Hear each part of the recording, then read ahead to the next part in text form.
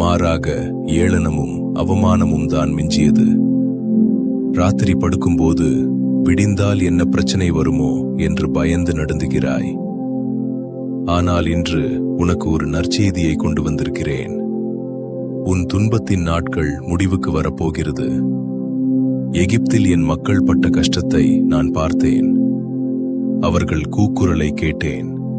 அவர்களை விடுவிக்க இறங்கினேன் என்று நான் சொன்னது போல இன்று உன் துன்பங்களை போகப்படுதால் பார்த்து நான் இறங்கி வந்திருக்கிறேன்.